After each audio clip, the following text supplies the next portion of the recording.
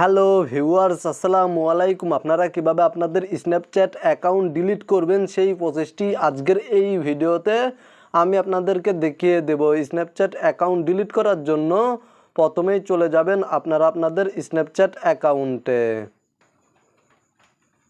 এবং ওপরে দেখতে পাচ্ছেন প্রোফাইল আইকনে ক্লিক করবেন। তারপরে এখানে দেখতে পাচ্ছেন সেটিংস একটি আইকন রয়েছে, সেটিংস আইকনে ক্লিক করে দিবেন এবং এখানে দেখতে পাচ্ছেন ডিলিট অ্যাকাউন্ট নামে একটি অপশন রয়েছে। আপনারা এখান থেকে ডিলিট অ্যাকাউন্ট এই অপশনটি খুঁজে বের করবেন এবং ডিলিট অ্যাকাউন্ট এই অপশনে ক্লিক করে দিবেন এবং কিছুক্ষণ অপেক্ষা করবেন। দেন এখানে দেখতে পাচ্ছেন লেখা রয়েছে ইউজার নেম অর ইমেইল। এখানে আপনারা আপনাদের স্ন্যাপচ্যাট অ্যাকাউন্টের ইউজার নেম অথবা ইমেল অ্যাড্রেস টাইপ করে দিবেন, অথবা এখানে দেখতে পাচ্ছেন লেখা রয়েছে ইউজ ফোন নাম্বার ইনস্টেড, এখানে ক্লিক করে দিবেন। যদি ফোন নাম্বারের মাধ্যমে লগ ইন করতে চান তাহলে এই অপশানে ক্লিক করে দিবেন। তো মূলত আমি আমার ইমেল অ্যাড্রেসটি টাইপ করে দিচ্ছি। দেন এখানে দেখতে পাচ্ছেন নেক্সট অপশানে ক্লিক করে দিবেন।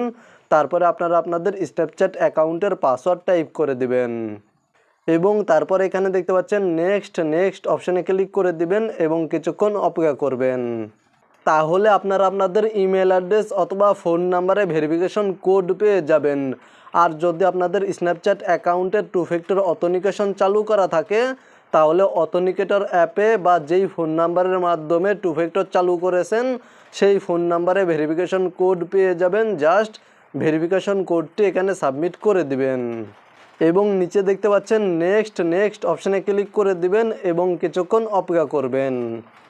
তাহলে এখানে আপনাদের ইউজার নেম শো করবে এবং নিচে দেখতে পাচ্ছেন পাসওয়ার্ড নামে একটি অপশন রয়েছে, এখানে ক্লিক করে আপনারা আপনাদের স্ন্যাপচ্যাট অ্যাকাউন্টের পাসওয়ার্ডটি পুনরায় আবার টাইপ করে দিবেন এবং নিচে কন্টিনিউ অপশানে ক্লিক করে দিবেন। তাহলে আপনাদের স্ন্যাপচ্যাট অ্যাকাউন্ট ডিঅ্যাক্টিভেট হয়ে যাবে এবং আপনারা 30 দিন পর্যন্ত আপনাদের স্ন্যাপচ্যাট অ্যাকাউন্ট লগ ইন করবেন না। আপনারা যদি 30 দিন পর্যন্ত আপনাদের স্ন্যাপচ্যাট অ্যাকাউন্ট লগ ইন না করেন তাহলে 30 দিন পরে আপনাদের স্ন্যাপচ্যাট অ্যাকাউন্টটি অটোমেটিক ডিলিট হয়ে যাবে।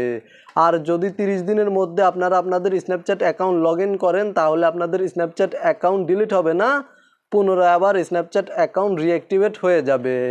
তো মূলত আপনারা ভিডিওতে দেখানো এই নিয়মে আপনাদের স্ন্যাপচ্যাট অ্যাকাউন্ট ডিলিট করতে পারবেন। ভিডিওটি দেখে উপকৃত হয়ে থাকলে অবশ্যই কমেন্টে জানাবেন।